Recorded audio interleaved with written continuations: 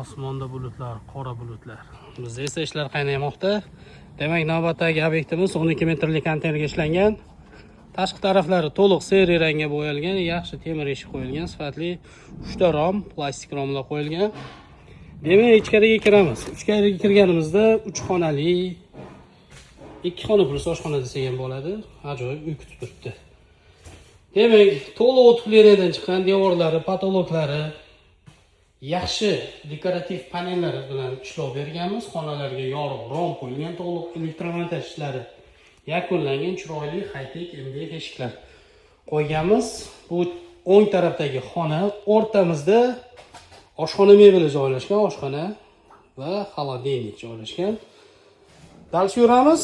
O'rtada yana sanuzlimiz, dushovый поддон, unitaz, rakovina, suv ichish uchun Ariston 50 litr va havo aylanish uchun portishga qo'yilgan. Keyingi xonamiz bu yotoqxona uchun mo'ljallangan. Uzunligi 4 metrli xona, bemalol spalni siqadi. Devorlari yaxshi dekorativ panellar bilan ashyoka qilingan, o'tqilgan qilingan, konditsioner uchun tochkalar qo'yilgan, elektromontaj ishlari to'liq yakunlangan. Kimga mana shunaqa ixcham uylar, obyektlar kerak bo'ladigan bo'lsa, pastdagi nomerlarga aloqaga chiqinglar. Tez, sifatli O'zbekiston bo'yicha yetkazib beramiz. Dastavka narxi ushbu narxga kirmaydi, lekin o'zimiz sifatli montaj qilish ishlarigacha yordam bera olamiz. Aloqaga chiqinglar, tayyor mahsulotlarimiz sotuvda bor. Keyingilarini keyingi videolarda obzor qilib beramiz.